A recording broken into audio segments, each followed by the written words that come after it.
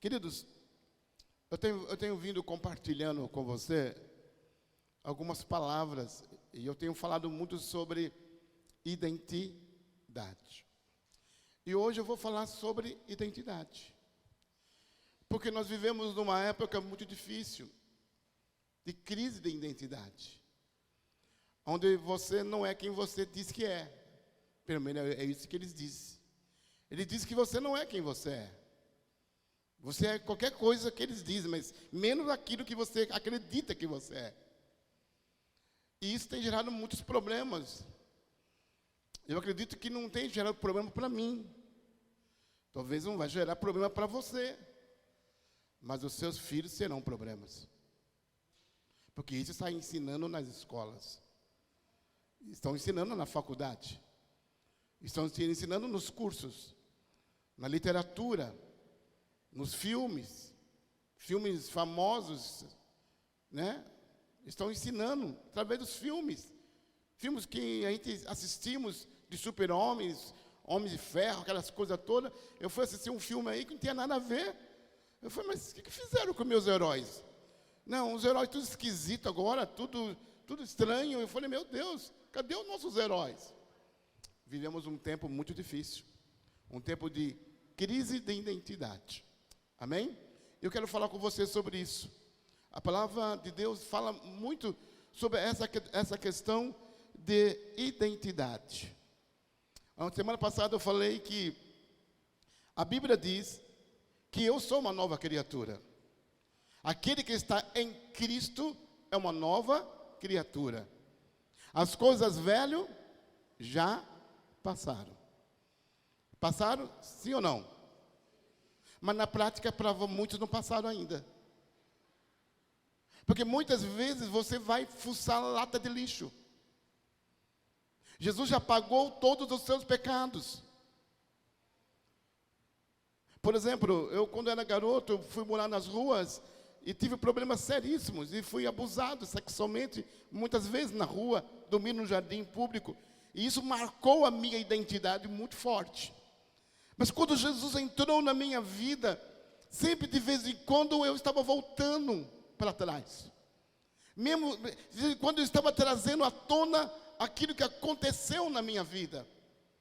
Então eu pegava o passado e trazia para o presente e me frustrava. E me sentia que não era amado, que não era importante. E o pior de tudo isso, de eu me sentir triste, eu queria compartilhar tristeza. Eu queria compartilhar frustração. Então eu compartilhava isso com a minha esposa, com os meus filhos. Eu compartilhava isso com as pessoas da igreja. Eu achava que a igreja não me amava, que a igreja não me entendia, que a igreja não me compreendia. As pessoas não me dão o devido valor, porque eles não entendem o que está acontecendo comigo. Não é questão de entender, não entender. É uma questão de eu não saber quem eu sou hoje.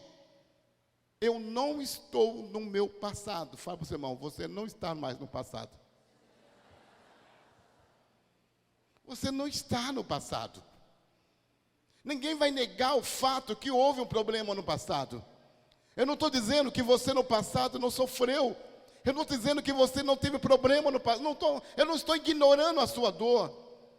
Mas estou dizendo para você que se você continuar não sabendo quem você é hoje, você nunca vai desfrutar do melhor de Deus para a sua vida.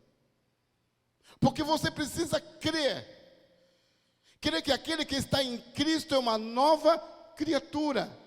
As coisas velhas já passaram. Sim ou não? Já passaram. E eis que tudo se fez novo. Que novo? O novo de Deus. Aquilo que Deus tem para você é novo. Aquilo que o mundo tem para você não é novo, é velho. É um mundo de julgamento, é um mundo de condenação, é um mundo de merecimento, de justiça própria. É o mundo do certo e do errado.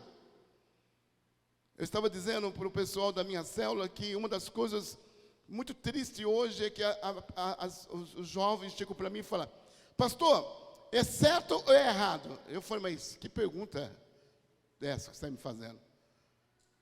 Porque você é dirigido por o certo e errado.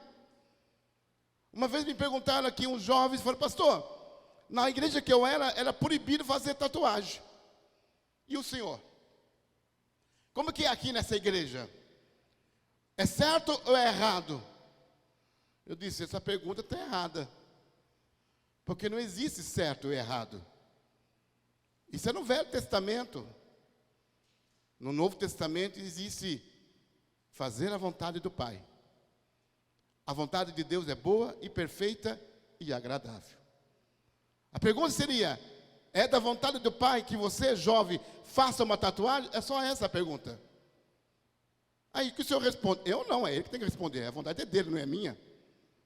Vai com Deus, se você sentir paz, beleza. O pastor e a igreja não tem nada a ver com isso.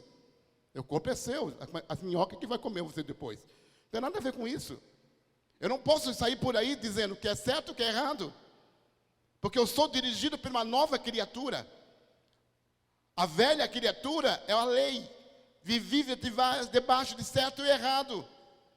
Tem coisas que são erradas, mas são certas. Por causa do contexto. Por causa da situação. Por exemplo, o que você acha de um pastor ir para o motel? Certo ou errado? Aí. Tá bom. O meu pastor Aimar, Dona GG, foram para o motel. Foram. Estavam viajando, uma estrada fora, casal de 3 meninas e um menino, gêmeos. O carro quebrou na estrada. Não tinha ninguém. Parou bem na porta do motel. Passou as pessoas, disse, aqui é perigoso, aqui tem muito assaltante. Só tem filha no carro. Aqui tem muita violência sexual, os caras aqui é ruim. Só tinha um motel. O que fazer agora? Se arrisca, fica no carro ou você vai para o motel? Não é certo ir para o motel. Então vai ficar ali para um bandido passar e acabar com a sua família. Não é questão de certo e errado. É questão de bom senso. Ele chegou, falou com o dono do motel, falou, minha família, eu sou pastor.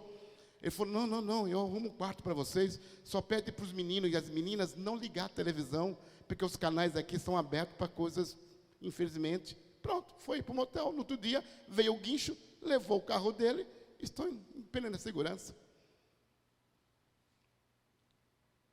É uma questão de certo e errado? Mas é assim que nós estamos vivendo. Nós vivemos uma vida cristã desse jeito. E nós julgamos os outros com esse critério. Do certo e do errado. Então nós precisamos do evangelho da graça que nos liberta de coisas que nos aprisionam. E para isso Jesus veio. Para isso Jesus nasceu há 2000 anos atrás. E eu quero falar com vocês sobre isso. Mateus 3,17. Tem como colocar aqui? Mateus 3,17.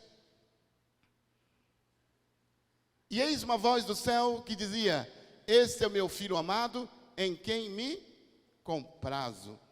Sabe, Jesus foi para o Rio Jordão e João Batista estava ali. Quando viu Jesus, ele batizou Jesus. E quando João Batista batiza Jesus, irmão, presta atenção, fazia 400 anos que Deus não falava mais.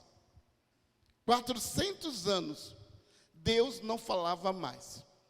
Eu não sei, mas as Bíblias de hoje, mas as Bíblias antigas, eu acho que o pastor Salvio lembra disso. Que as Bíblias antigas, os cristãos mais antigos sabem disso. Vinha 4 folhas, se não me engano, em branco. 4 folhas em brancas, que iria dizer o seguinte, 400 anos que Deus não falou mais com o homem. Se você ler o último versículo de Malaquias, põe o último versículo de Malaquias, Malaquias capítulo 4, último versículo de Malaquias. Ele converterá o coração dos pais aos filhos, e o coração dos filhos aos seus pais, para que eu não venha e fira a terra com quê? Com maldição. O Velho Testamento fechou com maldição. Então, Deus parou com a maldição. não parou com a maldição, mas a última palavra foi maldição. Então havia uma maldição. Mas agora o Pai, ele envia o Espírito Santo no útero de Maria, e Maria então abre o seu útero para que o Espírito Santo gere Cristo ali. Depois de 9 meses nasce, e depois com 30 anos ele vai no Rio Jordão e ele é batizado. E quando ele sai da água, vem o Espírito Santo como uma forma de uma pomba e pousa sobre ele, e vem uma voz dizendo: este é meu filho amado. Então, a última palavra do velho é maldição, mas a primeira palavra que Deus, quando abre os céus, é dizer assim: esse é o meu filho amado, e é dele que eu me agrado. Então, abriu-se o céu, Deus quebrou o silêncio, e agora ele rasga o céu e diz: esse é o meu filho amado. Ele olha para o seu filho, e ele fala de uma maneira legível. Mas Mateus capítulo 4, do versículo 1 ao versículo 2.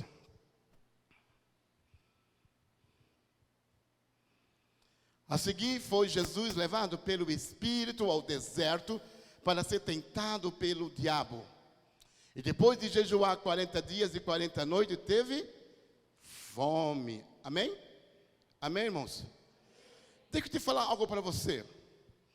Quando o Espírito Santo veio sobre Jesus, ele veio para trazer uma unção sobre Jesus. Jesus então agora recebe o Espírito Santo, e agora ele é conduzido. Ele é conduzido pelo Espírito Santo ao deserto. Pastor, mas para o que serve a unção? A unção, ela tem dupla função. Uma das funções da unção é a capacitação para o ministério. O trabalho que Jesus iria começar a fazer, ele precisava da unção do Espírito Santo. Irmão, presta atenção, por favor, em mim. Jesus nasceu no útero de uma mulher, e ele teve que aprender a ser humano. Ele teve... fala para o irmão: acorda, irmão, dorme não. Fala para o irmão: dorme não. Agora Deus está falando com você. Fala aí, dorme não. Amém? Ajuda ele, né? Porque você tem que ficar sentado, cansado, no calor desse, eu sei que fica difícil. Mas deixa Deus falar com o teu coração. Irmãos, presta atenção. Jesus teve que aprender o quê? Ser humano. Hebreus fala que ele aprendeu pela obediência. Ele teve que aprender a ser humano. E você tem que aprender o quê? Fala para o seu irmão assim: você tem que aprender a ser divino. Agir como divino. Ser como Jesus. O velho é um homem querendo ir a Deus. Mas o novo é Deus vindo ao homem. Ele veio ao homem aprendendo a ser homem. Mas na cruz ele ressuscitou dos mortos e disse: agora vocês são meus discípulos, então me segue, porque eu vou ensinar a vocês a ser nova criatura, a vocês serem filhos amados, a vocês terem uma visão correta. É por isso que existe igreja. Igreja, célula que a gente temos aqui, discipulado, tudo isso, não é porque o pastor não tinha o que fazer, inventou modas para você ter que ficar ocupado na igreja. Não! Existe um propósito da célula, da conferência, do discipulado. Existe um propósito do culto. É para ensinar a você a ser divino. É para ensinar a você a crescer em Deus, crescer na família de Deus. É por isso que o diabo sempre está lutando com você, para você não vir aos cultos, não vir nas células, não vir no discipulado, não orar, não ler a Bíblia. Você tem disposição para muitas outras coisas, que não questionam a legitimidade disto. Mas perceba, seja honesto com você mesmo. Todos nós temos essa luta, porque você está aprendendo a ser divino. Jesus teve que aprender a ser humano, e você tem que aprender a ser divino. Fala para o seu irmão: está entendendo? Está compreendendo isso? Amém? Queridos, você sabe que a tentação de Jesus... a segunda coisa da unção do Espírito Santo, é que Jesus foi capacitado para fazer a obra, e ele fez a obra, ele fez o ministério, ele cumpriu o ministério. Existe uma obra que nós vamos fazer aqui na terra, e que você só presta atenção, todos vocês aqui, que aceitaram Jesus Cristo como salvo Senhor da sua vida, eu creio que você está salvo, e que ninguém mais pode tirar essa salvação de você, ninguém mais pode tirar, se verdadeiramente você nasceu de novo, se verdadeiramente você teve um encontro com Jesus, você pertence a Deus, você pertence a Cristo. Porém, ele diz que você tem uma missão, você tem um propósito na vida. Então, a Bíblia diz que você foi salvo para as boas obras. Efésios 2:10. Não é a obra que te salva, mas a partir do momento que você se torna alguém que pertence a Deus, existe agora uma missão para você. E todos vocês serão cobrados um dia por causa dessa missão. Eu tive fome e não me desse de comer. Eu tive sede e não me desse de beber. Estive enfermo, não fosse visitar. Estive na prisão. Os discípulos perguntaram: Senhor, mas quando é que isso? Quando é que nós fizemos isso? Todas as vezes que você faz a um desses pequeninos, a mim vocês estão fazendo. Sabe, gente? Tem muito Jesus perdido por aí, precisando de alguém que dê um copo d'água, alguém que pregue o evangelho, alguém que leve para a célula, alguém que leve para o culto, alguém que pregue o evangelho. Há muito casamento sendo destruído, há muito filho sendo destruído, e são pessoas que pertencem a Jesus. Eles não sabem, mas eles pertencem a Jesus. E Jesus então precisa de você, cumprindo o seu papel. Eu não sei qual é o seu papel. Todo mundo vai ser líder nessa igreja de célula? Claro que não, irmão. Todo mundo vai ser pastor nessa igreja? Claro que não, irmãos. Mas todos nós temos uma função no corpo de Cristo. Todos nós temos uma função no corpo de Cristo. Então nós precisamos do Espírito Santo para a gente fazer esta obra crescer, fazer essa obra de Deus avançar. Sabe, você precisa do Espírito Santo. Porque quando você fala, não é você que fala, mas é o Espírito que fala através de você. Sabe, muitas vezes eu estou em alguns lugares e eu começo a falar, e eu falo bem, né? Eu começo a falar muito, e eu falo até pelos cotovelos, e de repente alguém fala: nossa, pastor, naquele dia, naquele lugar, o Senhor falou muito, o Senhor mudou a minha vida. Mudei a sua vida? Mas o que eu falei? O senhor não lembra? Não, nem lembro que falei com você. Eu não lembro. Mas também eu não me importo, porque eu sei que é o Espírito Santo é que está usando a minha vida para falar na vida daquela pessoa. E a glória, a honra e o louvor pertence a Cristo, é Ele que está fazendo a obra. Eu só sou o instrumento. Você é um instrumento de Deus, naquele emprego que Deus te colocou, naquele lugar onde Deus te colocou. Você é a resposta de Deus para muitas pessoas que não quer Deus porque tem preconceito de igreja, de pastor. Aí Deus pega você, te manda embora de uma empresa, te coloca numa outra empresa e você fica feliz porque vai ganhar mais, bobão. Deus te levou lá para ganhar aquelas vidas. Deus te levou lá para evangelizar aquele povo. Tem um povo lá triste, angustiado, oprimido, e você está lá, não é para ter um bom salário. Isso é consequência, isso não é a prioridade da sua vida. Isso só é consequência.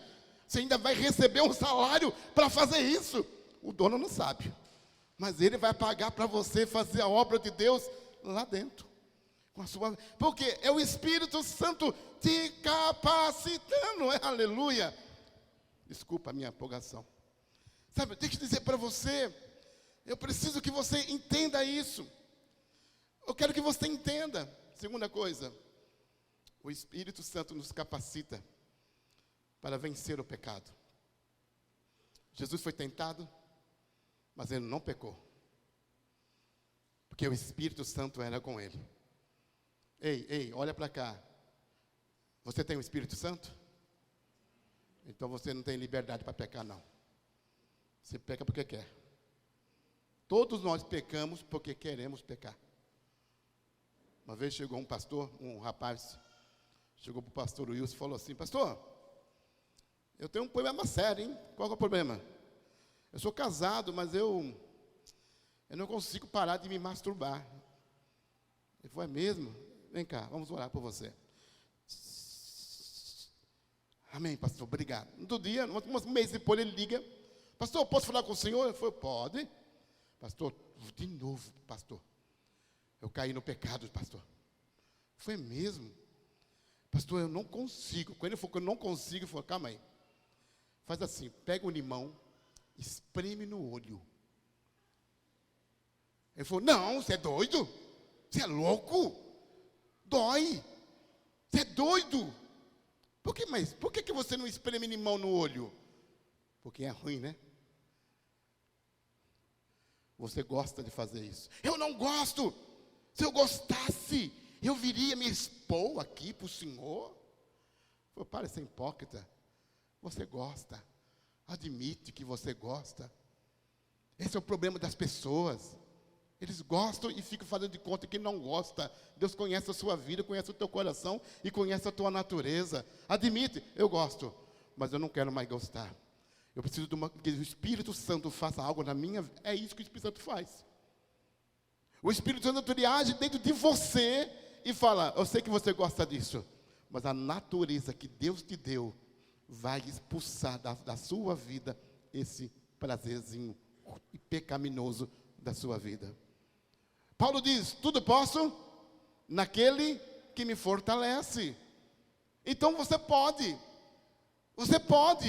Ai, pastor, minha carne é fraca. Não é. Você quer. Admite que é melhor. Você quer. Porque ou a Bíblia é mentirosa, ou o pastor Luiz é mentiroso. Eu vou dizer para você uma coisa. Eu sou mentiroso. A Bíblia não. Ela diz que eu posso. E se ela diz que eu posso, mas é difícil. Difícil não é impossível. Fala para você, irmão, não é impossível. É possível. Então o Espírito Santo vai te ajudar. Ei, presta atenção. Ele nunca vai te condenar. Ele sempre vai te estimular. Mas eu caí mais 20 vezes já. Não tem problema. Dos seus pecados, ele não se lembra mais. Mas não, pastor, você não está entendendo. Foi ontem. E hoje eu fiz de novo. É mesmo? Eu não estou lembrando, diz o Senhor. Porque já paguei. Eu sofro de amnésia. Eu esqueço. O que você está falando? Está falando do quê? Quando eu falo que as velhas coisas já passaram, passou. Não passou para você, mas passou para Deus. Deus não te lembra do teu passado. Então fala para o teu irmão, você não está no passado. Você não está no passado.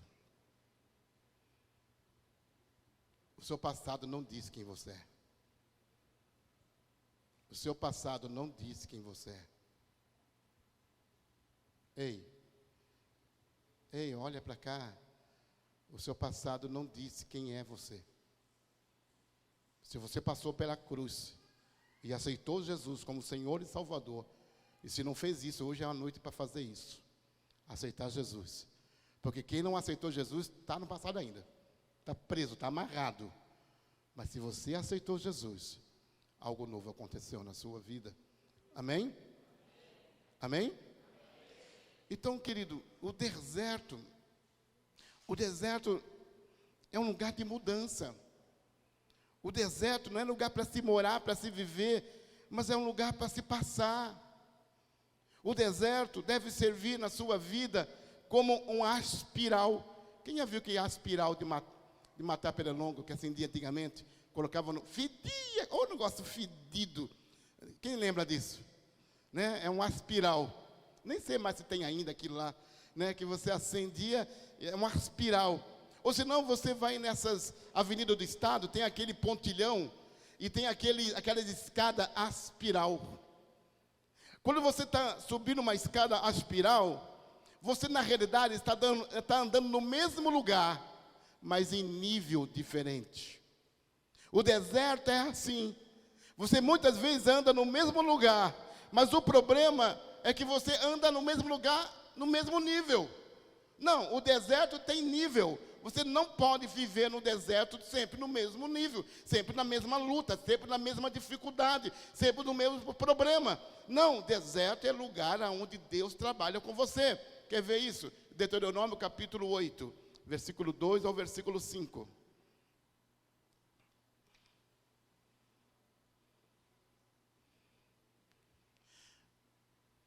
Recorda-te de todo o caminho pelo qual o Senhor teu Deus te guiou no deserto, esses 40 anos. Para quê, irmão? Para te humilhar, para te provar, para saber o que está no teu coração, se guardaria ou não os seus mandamentos. Ele te humilhou e te deixou ter fome, e te sustentou com maná que tu não conhecias, nem teus pais conheciam, para te dar a entender que não só de pão viverá o homem, mas de tudo que procede da boca do Senhor viverá o homem. Nunca envelheceu a tua veste sobre ti, nem se inchou os teus pés nesses 40 anos. Sabe, pois, no teu coração, que como um homem disciplina o seu filho, assim te disciplina o Senhor teu Deus. Então o Senhor está dizendo que o deserto é para te humilhar. Para que tem o deserto? É para te humilhar. Qual é a função da humilhação de Jesus? É te ensinar a dependência dele. Então ele fala para o povo de Israel: eu te coloquei no deserto para te humilhar. Ah, mas que Deus ruim é esse? Não! Deus é um Deus de amor. E Ele ama o povo dele. E Ele quer tirar a mentalidade errada de Israel. Israel ficou 400 anos como escravo e gerou uma mentalidade de escravo. E gostava da comida de escravo. Você lembra uma vez que eles se rebelaram e falaram: estou com saudade do Egito, da cebola, do pepino e do alho. Então, tem gente que está com Cristo, mas está com saudade do mundo. Mentalidade errada. É uma mentalidade errada. Então Deus leva para o deserto para humilhar. Da mesma forma que Deus Pai pediu para o Espírito Santo conduzir Jesus ao deserto. Porque Jesus agora é homem. E como homem, ele também passa pelo deserto. Ei, você também passa no deserto. E talvez está no deserto hoje. Talvez você chegou nessa igreja porque você está no deserto. Talvez você olhe para a sua casa, para o seu casamento, para a sua família, e você não vê vida, você não vê esperança. Então Deus lhe trouxe nesse culto, nesta noite, para falar com você. Que você não está sozinho no deserto, Ele está com você. Mas Ele tem algumas lições para te ensinar. Primeira lição, está aqui, humilhar. Segunda lição, provar. Ele fala, para te provar. Por que um professor dá prova para o aluno? Para saber se ele aprendeu. Ele quer respostas. Quando Deus prova você, Ele está querendo respostas suas. Muitas vezes nós somos reprovados na escola de Deus. Porque muitas vezes Ele coloca uma situação dentro do seu casamento, na sua família, na sua empresa, na sua célula, no seu ministério, e você é reprovado. Porque primeiro você não é humilde, você é orgulhoso, você é arrogante, você não quer aprender, você só quer ensinar para os outros, mas você não quer aprender. Alguém para te ensinar tem que fazer a USP, tem que fazer um PhD, não sei do que, para você aprender com aquela pessoa. E Deus levanta João Batista como um comedor de gafanhoto com mel, para batizar Jesus. Jesus levanta um discípulo para liderar os apóstolos, um analfabeto como Pedro. Um homem que mudou a história do cristianismo e morreu em Roma, crucificado de cabeça para baixo. Homens que a terra não era digna deles. Porque esses homens aprenderam no deserto a se humilhar. aprenderam com o melhor, aprenderam com o Espírito Santo, aprenderam com Jesus. Eles aprenderam que Deus não quer nos humilhar simplesmente pelo prazer de humilhar, mas humilhar o nosso orgulho, a nossa arrogância, a nossa soberba, essa impressão que eu tenho, que eu sei o suficiente, e por isso eu não preciso andar com mais ninguém. Eu não preciso do meu pai, eu não preciso da minha mãe, eu não preciso da minha esposa, eu não preciso dos meus filhos, eu não preciso da minha célula, eu não preciso do pastor, eu me basto. E muitas vezes Deus nos leva para o deserto para nos ensinar a ser humilde. Deus quebra o nosso orgulho. E agora Ele passa uma prova. A prova está aí no deserto. Porque no deserto não tem comida. Não se planta nada no deserto. Agora falta. Agora, o que eu faço para comer?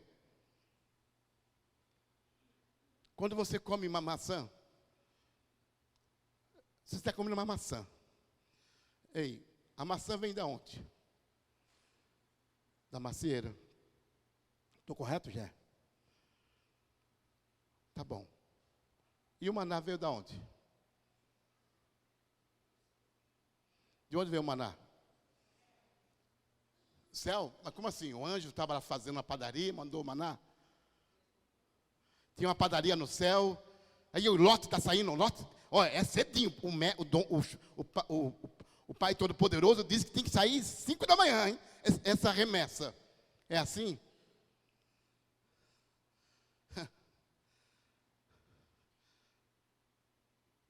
O que Jesus falou? O que Jesus falou? Mateus 4:4.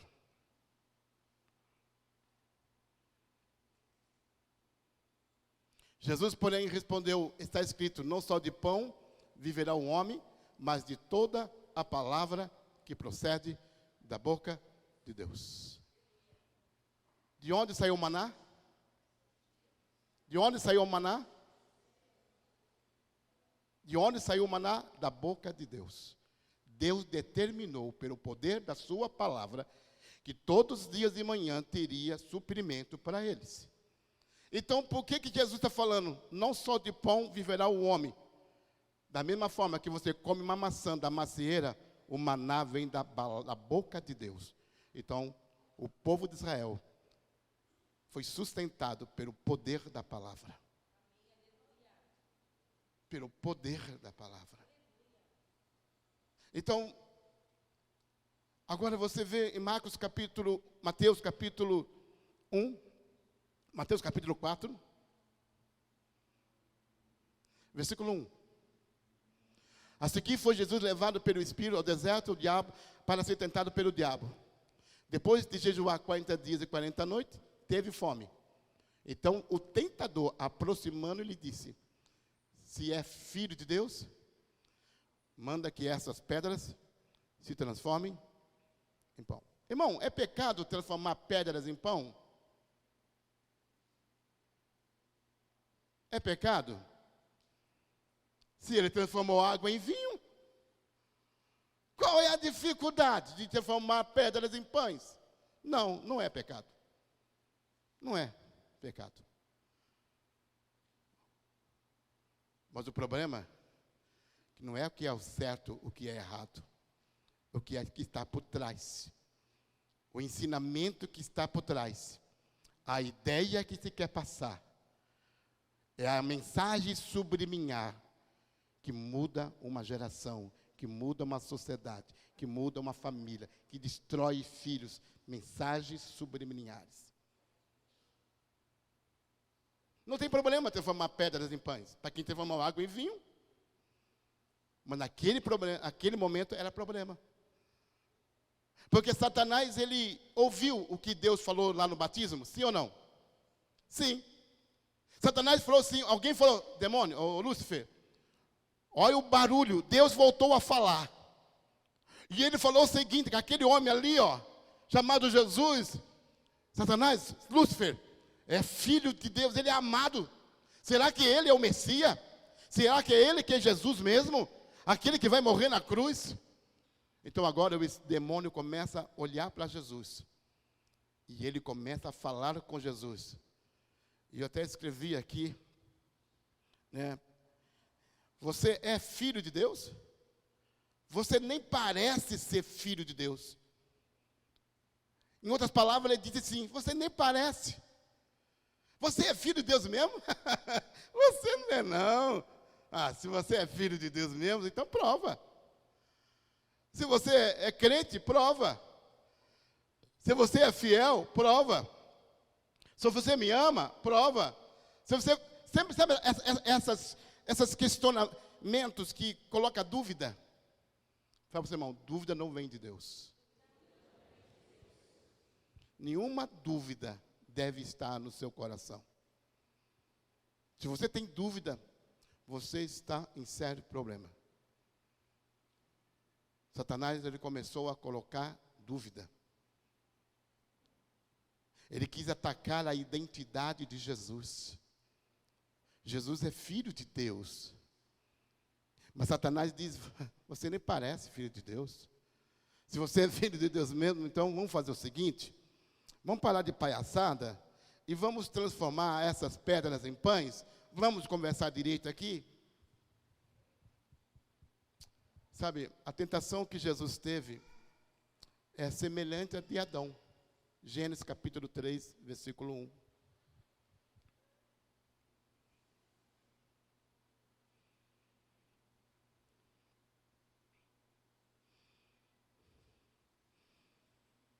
Mas a serpente, mais sagaz que todos os animais selváticos que o Senhor Deus tinha feito, disse à mulher: é assim que Deus disse: não comereis de toda ave do jardim? O diabo começa a conversar com Eva, da mesma forma que conversa com Jesus, e ele começa a mexer com aquilo que Deus falou. Ele começa a mexer com a identidade deles e colocar dúvida de quem é Deus. Agora o versículo 2. E ao versículo 3. Respondeu-lhe a mulher: do fruto da árvore do jardim podemos comer. Mas, esse mais é complicado. Do fruto da árvore que está no meio do jardim, disse Deus: deles não comereis, nem tocareis neles, para que não morra. Deus não falou nada disso, mas tudo bem. Ela até acrescentou mais coisa. Ela então, como a mulher, já responde influenciada. Ela agora, em vez de ser conduzida pelo Espírito, ela é conduzida pelo diabo. Ela começa a ser influenciada. Ela começa a duvidar. Ela começa a ter incertezas. Ela começa a ter dúvidas. Então o diabo vai começar agora a tecer a teia de aranha. Ele vai começar a fazer uma cilada, uma armadilha.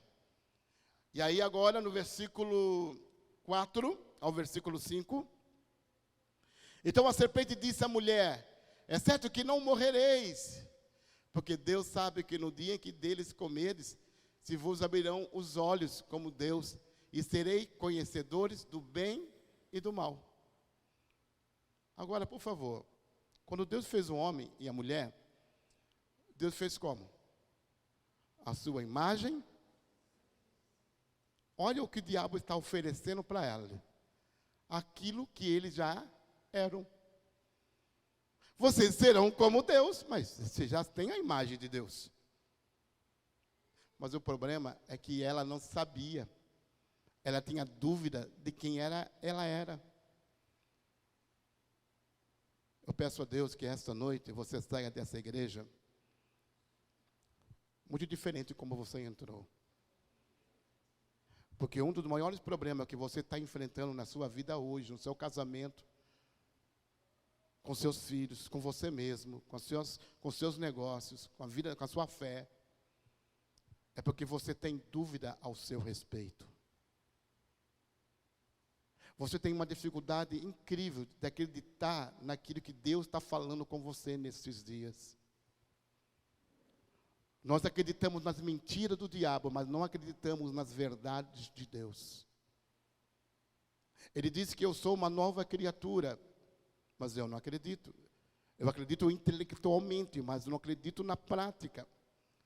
Então, Se Deus fala que você é uma nova criatura, eu sou. Se Ele diz que eu sou filho amado, eu sou. Se Ele diz que eu sou perdoado, eu sou. Se Ele diz que Ele vai restaurar a minha casa, Ele vai restaurar. Se Ele diz que tem esperança para a minha vida, tem esperança. Porém, você vive por aquilo que você vê, por aquilo que você sente. Mas a palavra de Deus diz que o justo viverá pela fé. E não vai viver por aquilo que você vê, ou aquilo que você sente, mas é aquilo que você crê. Irmãos, você precisa aprender uma coisa: creia, somente isso. A Bíblia diz que você precisa crer, é a única coisa que ela diz. Se você crer, verá a glória de Deus.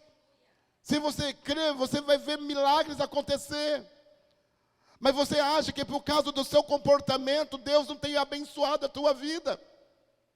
Você olha para a tua família, você olha para o teu casamento, você olha para os teus filhos, você olha para a sua célula, e você acha que tudo que você está passando nesses dias, no final do ano passado para cá, você acha que tudo isso é culpa sua. Eu quero dizer para você que você está ouvindo o diabo no seu ouvido. Não tem nada de espiritual e de Deus nisso.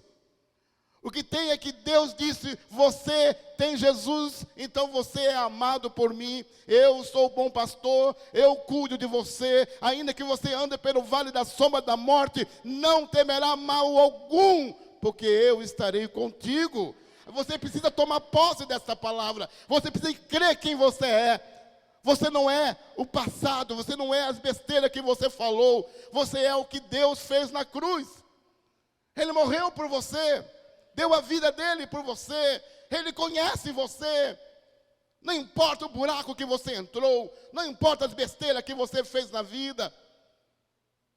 O sangue de Jesus nos purifica de todo o pecado. Ah, meu irmão, eu fico muito chateado quando vejo alguém falando mal de outra pessoa porque a outra pessoa pisou na jaca. Eu falei: irmão, mas por que você está fazendo isso? Ah, pastor, isso não é crente não. Então, mas todos nós estamos sujeitos a fazer besteira na vida. Quem aqui não pode fazer besteira na vida? Quem aqui não pode chutar o pau da barraca? Desculpa a colocação. Quem aqui está imune de fazer besteira? Para fazer besteira, 1 minuto. 1 minuto você faz uma besteira. 1 minutinho. Um minuto.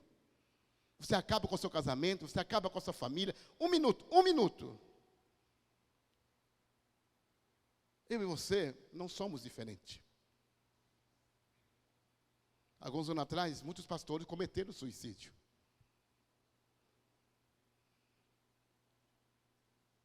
E eu comecei a julgar. Mas em 1998, foi em 98, claro. 98, 99, eu tinha um ninho, estava eu, a Cléo, na casa de recuperação, trabalhando para Jesus, mas nós estávamos passando uma luta tão grande, mas uma luta tão grande. A Cléo tinha uma doença, né, mãe? Uma doença tão grave, a minha esposa tinha, uma doença que nasceu pelotinha, o corpo dela, até debaixo da unha nasceu, na boca, no nariz, o corpo todo nasceu. Aí ela ficou com 39 quilos, de frente parecia que estava de lado parecia que tinha ido embora. Porque tão magra que ela ficou só o pó da rabiola. A gente não tinha dinheiro, estavam trabalhando para Jesus, fazendo a obra de Deus, mas havia crítica, havia perseguições. Porque não pensa: ah, pastor, eu vou fazer a obra de Deus. Vai, mesmo assim, lá também tem perseguição, tem crítica. Onde tem pessoa, tem crítica. Relacionamento. Irmão, eu já fiz missão. Um dos maiores problemas na missão não é a missão em si, é a equipe. É se relacionar com a equipe. É uma das nossas maiores dificuldades. É igual a igreja. Estar na igreja não é difícil. Difícil é você conviver, não é verdade? Porque tem pessoas de todo jeito. E é aí que você tem que aprender a lidar com isso. E eu lembro que eu estava tão angustiado, né, mãe? Ela não sabe, depois que ela ficou sabendo. Eu estava na Ocho Luiz para pegar a estrada de Araras, para chegar no sítio, na clínica. Eu comecei a dirigir e orar e pedir para que viesse uma Scania. Eu falei: eu vou pegar meu carro e vou jogar naquele carro. E vai morrer eu e minha esposa e os meus filhos. Não vai ficar ninguém para fora. Eu não quero que fique ninguém para trás. Ninguém. Era pastor. Cuidava de viciados em drogas. Mas me sentia só. Me sentia abandonado. Sem valor, sem referência. Tinha um monte de gente dizendo, o Luiz é uma bênção. Mas só Deus sabe que quando entra em casa sozinho, as máscaras caem e as lágrimas rolam no rosto. Por causa de uma mentalidade errada que eu tinha. Que eu era culpado de tudo aquilo. Era uma maldição. Eu era um azarado. Eu era isso, eu era aquilo. Uma mentalidade leva a pessoa a destruir uma família. Uma mentalidade leva a pessoa a destruir vida de filhos. Mentalidade errada leva a pessoa a cometer suicídios. Eu quero dizer para você, que eu estou pregando o evangelho da graça para você, dizendo para você, que você é uma nova criatura, você é o que Cristo é. Você não é o que o diabo está dizendo que você é. Existe uma palavra de maldição, mas essa palavra já foi quebrada em Jesus. Essa palavra já foi quebrada em Cristo. Amém? Amém? Para você entender isso melhor, eu quero que a gente termine isso, mas eu preciso abrir em 2 Coríntios 5, 21. Na linguagem de hoje, se for possível.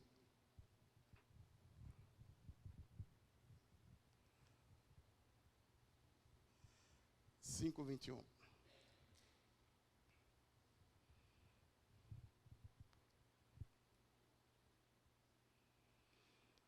Vamos ler junto? 1, 2, 3.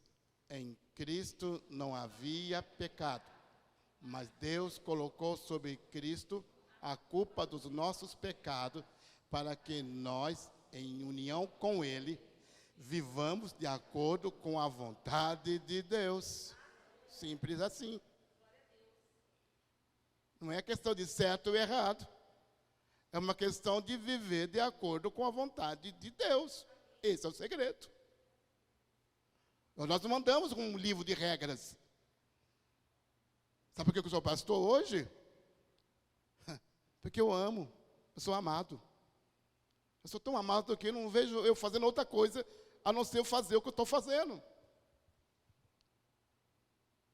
Sabe, quando a minha esposa casou comigo, ela não casou pensando, nossa, não vejo a hora de lavar a roupa do meu marido. Não vejo a hora de ele comprar uma Brastemp para mim, e um tanquinho, só para eu lavar as roupas dele. Né, Priscila? Né? Kaique para chegar em casa sujo e você lavar a roupa dele. É um sonho da Priscila, era essa. Não, claro que não é. Mas se você for em casa amanhã, você vai ver ela na lavanderia, lavando as roupas minhas. Sabe, eu não sei se é tão feliz assim, mas ela vai estar lavando a roupa, mas não, sabe por que ela vai estar lavando a roupa? Porque é consequência de alguém que se apaixonou por um homem. Por outro lado, quando eu vejo uns fios de cabelo branco, eu digo, eu não gosto de mulher de cabelo branco, não. Tó, vai lá para o cabeleireiro. Ah, mas está tão... Eu não perguntei nada, toma. Só pagar a média, né? Aí ela vai. Eu pago as contas dela. Sabe por que eu pago a conta dela? Não para que ela me ame mais. Eu pago a conta dela porque eu a amo. Não fazemos coisa para ser mais amado. Fazemos porque somos amados. O mundo ensina você a fazer para ser amado. No reino de Deus é o contrário. Eu faço o que eu faço na igreja porque eu sou amado por Jesus. Eu faço parte dos filhos amados de Deus. Então, por eu ser amado, é que eu faço as coisas. É isso que você tem que entender. O seu valor não é o valor que as pessoas te dão. O seu valor está na boca de Deus. Deus disse, esse é o meu filho amado, em quem me agrado. Está com dúvida? Você está me olhando com uma cara cheia de dúvida ainda. Então, vamos ler junto de novo isso aqui. 1, 2, 3. Em Cristo não havia pecado, mas Deus colocou sobre Cristo a culpa dos nossos pecados, para que nós, em união com Ele, vivamos de acordo com a vontade de Deus. Aleluia! Aleluia! Isso é maravilhoso, isso é tremendo. Eu sou uma nova criatura, eu sou aquilo que a Bíblia diz que eu sou um abençoado. Pastor, mas o que eu faço com os problemas lá de casa? Então vamos para o versículo 16.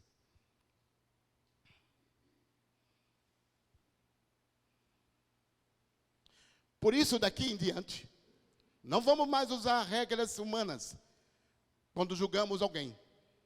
E se antes de nós termos tornado cristão, julgamos Cristo de acordo com as regras humanas, agora nós fazemos mais isso. Quer dizer, se você tem um filho, uma filha, um marido, uma esposa, uma família complicada, não olha como o mundo olha. Se você chegar no seu trabalho e falar assim, meu marido é uma mala sem alça, a outra vai falar assim, você é feliz. O meu marido é uma mala de papelão no dia de chuva. Ele é. Aí o outro vai falar, o outro nem mala mais já é um saco. Sabe? Um vai falando a desgraça.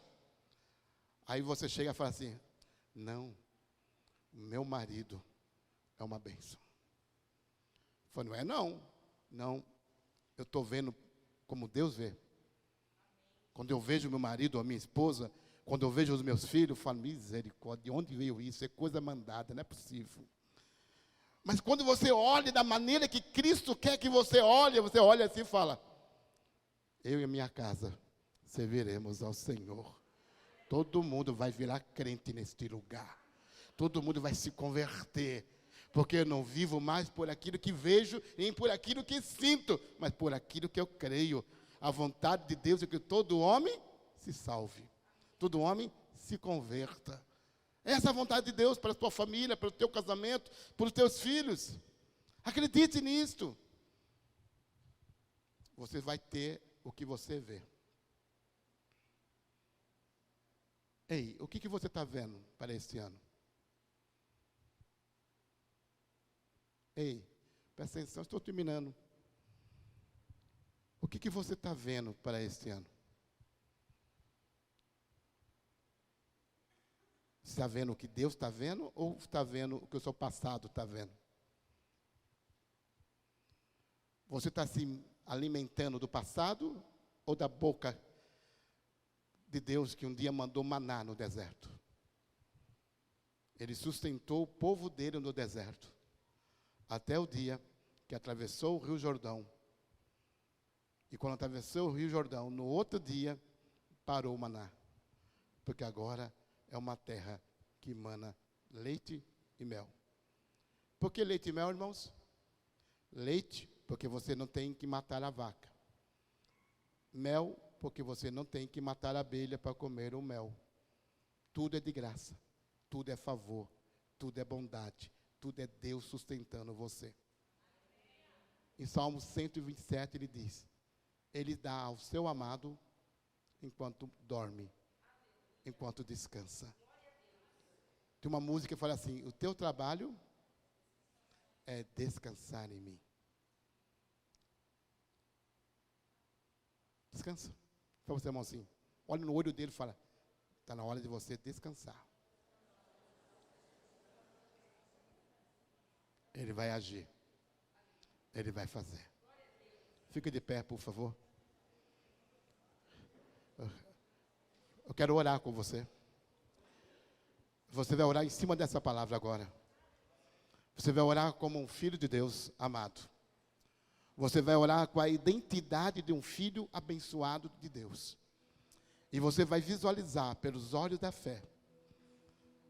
Você vai ter uma visão agora de tudo que Deus tem para a sua vida. Você vai ter uma visão daquilo que é tão impossível na sua casa. Talvez você tenha um marido complicado, uma esposa, uns filhos, uma filha. Talvez tenha droga, talvez tenha alcoolismo envolvido, prostituição, adultério envolvido. Talvez tenha tanta coisa ruim envolvida. Não importa. A Bíblia diz que você é um filho amado. Começa a olhar com os olhos da fé. E você vai agora orar não baseado no passado. Você vai orar agora crendo que o melhor de Deus virá sobre a sua família nestes dias. Feche os seus olhos. Começa a ver com os olhos da fé. Deus está te mostrando visões. Deus está abrindo os seus olhos espirituais. Fecha os seus olhos, não fica olhando as pessoas. Fecha os seus olhos agora, em nome de Jesus. Abre somente os olhos da alma. Abre os olhos do teu espírito agora. E deixa o Espírito Santo agora gerar em você essa expectativa. O Senhor está curando você, meu irmão. Jesus está curando você, minha irmã. Jesus está libertando você dessa mente, essa mente que te condena, essa mente que gera um peso na sua vida, essa mente aprisionada por algemas, por prisões, por cadeias. Mas nesta noite o Senhor está dizendo: eu já quebrei essas cadeias, eu já quebrei essas algemas. O teu passado já passou. Eu não te olho no passado, eu te olho no presente. Eu te olho através da cruz do meu filho Jesus. Jesus te ama, Ele está presente na sua vida hoje. Eu quero declarar em nome de Jesus que aquilo que está atrapalhando a tua vida, o Senhor muitas vezes nos coloca no deserto e Ele vai te ensinar que essas coisas que muitas vezes estão te atrapalhando são os testes que Ele está permitindo na sua vida. São aquele momento de humilhação, aonde você vai para Ele e você fala: Senhor, eu preciso do milagre. Senhor, muda isso, Senhor. Eu não posso mudar essa situação, mas o Senhor pode mudar essa situação. Coloque na mão do Senhor o teu casamento. Coloque na mão do Senhor o teu marido, a tua esposa, o teu filho. Coloque na mão do Senhor a tua vida profissional. Coloque a tua saúde emocional, a tua saúde física. Não importa aquilo que os médicos dizem, importa o que vai sair da boca de Deus ao seu respeito esta noite. Eu quero declarar em nome de Jesus que existe cura nesse ambiente, que existe libertação para você nesta noite. Eu quero declarar em nome de Jesus que o céu está aberto para você, o coração de Deus está aberto para você. Existe um Deus que te ama e Ele te contempla, Ele te vê, Ele te chama de filho. E você pode chamar Ele de Abba Pai, você pode chamar Ele de Paizinho, porque Ele vem em sua direção. Ele vem com braços abertos, dizendo que o Filho dele levou sobre si todos os seus pecados, as suas culpas, as suas condenações. Ele levou sobre si, para que hoje você pudesse se levantar e declarar a sua vitória. A sua vitória não está nos seus braços, não está no seu diploma, na sua inteligência. A sua vitória não está no dinheiro que você tem na sua conta corrente. A sua vitória está em Cristo Jesus. É nele que está a sua vitória. Oh, loba, loba, xeremandoriei. Senhor, faz isso esta noite. Oh, loba, loba, xeremandaremandorebequei.